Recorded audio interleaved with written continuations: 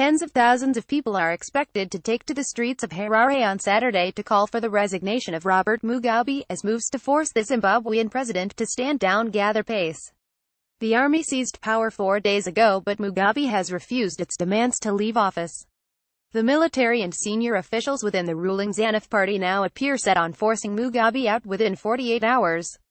Few options are open to the 93-year-old autocrat, who has ruled Zimbabwe through a mixture of coercion, bribery and revolutionary rhetoric for nearly 4 decades.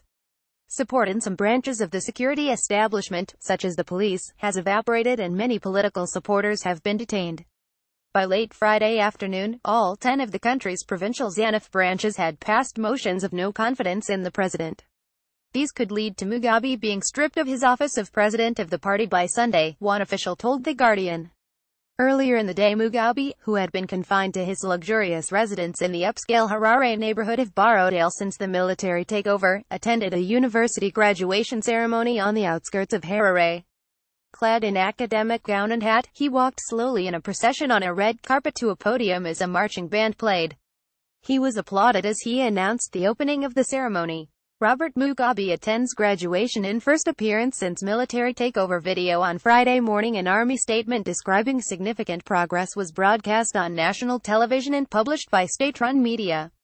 The statement appeared to have been aimed at quelling growing concerns that the military takeover could descend swiftly into chaos. Saturday's march has been organized by the powerful associations representing veterans of the former British colonies' liberation wars. At a press conference on Friday, Chris Mavangwa, a leader of Zimbabwe's war veterans, said the president would not be allowed to remain in power. Between now and tomorrow we are giving a very stark warning to Mugabe, his wife and anyone who wants to be associated with him that the game is up, finished, Mavangwa said, to applause from the aunts of journalists. Mavangwa urged Zimbabweans to attend the march. We are appealing to all Zimbabweans to come tomorrow for the biggest, largest turnout by the Zimbabwean population so we finish the job the army has started, he said. The main opposition party, the Movement for Democratic Change, said the military takeover resonated with the national public sentiments and was hence irreversible in effect and fact. Dumizo Debengwa, a former Home Affairs Minister and Liberation War veteran, said he congratulated the Zimbabwean military on the initiative they took to block the rise of Grace Mugabe, the president's 52-year-old wife. 99% of people want Mugabe to go.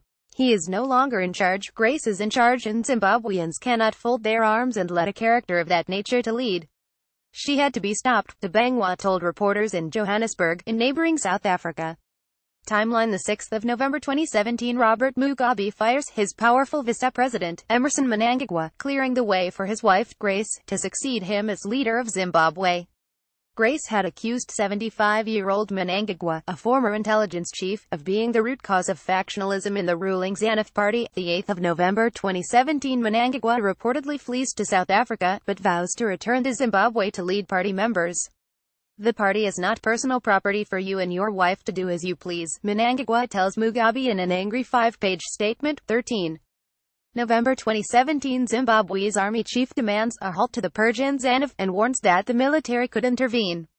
We must remind those behind the current treacherous shenanigans that when it comes to matters of protecting our revolution, the military will not hesitate to step in, General Constantino Chiwenga told a media conference attended by about 90 senior army officers. The 14th of November 2017. A convoy of tanks is seen moving on the outskirts of the Zimbabwean capital, but the military denies a coup. In an overnight declaration on state television, they say Mugabe is safe and they are only targeting criminals around him. The 15th of November 2017. Military vehicles take control of the streets of Harare in the early hours. South Africa says Mugabe has told its president, Jacob Zuma, by telephone that he is under house arrest but is fine. Thank you for your feedback. Since taking power, the military has arrested about a dozen senior officials and leading members of the G40, a faction of ZANU who are loyal to the First Lady. Grace Mugabe has not been seen since the takeover. Sources told The Guardian she was in her husband's Harare residence when he was detained on Tuesday. The takeover is thought to have been prompted in part by fears among the military and its allies within the ruling party of an imminent purge of rivals of the president's wife, which would allow her to exercise greater power. Many Zimbabweans have cautiously welcomed the military move and the streets were quiet again on Friday, but there are growing public demands for those who led the takeover to lay out their plans. The army has said the takeover was a temporary measure to target criminals around Mugabe, resolving a succession battle that has pitted Grace Mugabe against the former vice-president Emmerson Mnangagwa. Mnangagwa was reported to have returned to Zimbabwe from South Africa, where he fled last week after being stripped of his office by the president in an apparent attempt to clear Grace Mugabe's path to power. Opposition officials told The Guardian they believed there would eventually be a deal allowing Mnangagwa to be appointed president, at the head of a transitional government that would include senior opposition leaders in top posts. Associates of the First Lady detained during the takeover would be prosecuted in accordance with law, the official said. There was no independent confirmation of the opposition claims, which one analyst described as optimistic, though negotiations are clearly taking place between multiple political actors. Other possibilities are Mugabe staying on as president until a ZANU conference scheduled for December, or even until elections due in mid-2018. There is anger in Zimbabwe at the lack of explicit support for the military takeover from South Africa, the biggest regional power, the Southern African Development Community Regional Bloc and the African Union. Ian Khama, the president of neighboring Botswana, said on Friday that the military intervention was an opportunity to put Zimbabwe on a path to peace and prosperity. He said, "I don't think anyone should be president for that amount of time. We are presidents, we are not monarchs. It's just common sense."